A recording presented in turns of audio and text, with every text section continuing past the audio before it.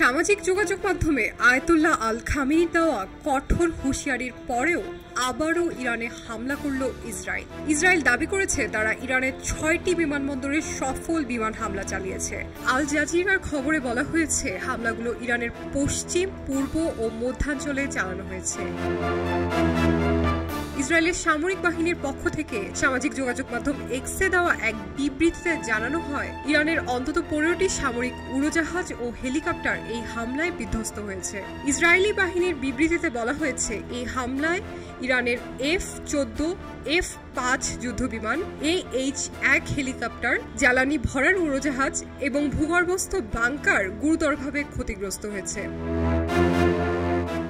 Israel দাবি করে এই হামলার মাধ্যমে ইরানের বিমানবন্দরগুলো থেকে উড্ডয়ন সক্ষমতায় বড় ধরনের ব্যাঘাত সৃষ্টি করা হয়েছে এবং ইরানের সামরিক আকাশপথে অভিযান পরিচালনার সক্ষমতায় লাগাম টানা হয়েছে।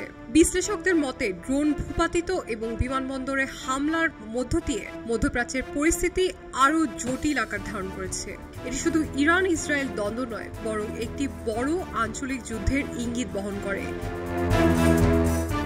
ইরান যদি পাল্টা প্রতিক্রিয়ায় আরো কঠোর পদক্ষেপ নেয় তাহলে এই সংঘাত আন্তর্জাতিক পর্যায়ে গড়তে পারে। বর্তমানে আন্তর্জাতিক সম্প্রদায় উদ্বেগের সঙ্গে পরিস্থিতি পর্যবেক্ষণ করছে।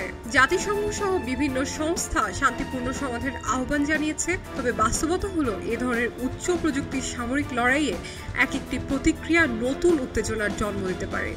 আগামী দিনগুলোয় পরিস্থিতি কোন দিকে গড়ায় তা নির্ভর করবে উভয় পক্ষের রাজনৈতিক ও কৌশলগত সিদ্ধান্তের উপর। শাইনি আলম চৌধুরী, খবরের কাগজ।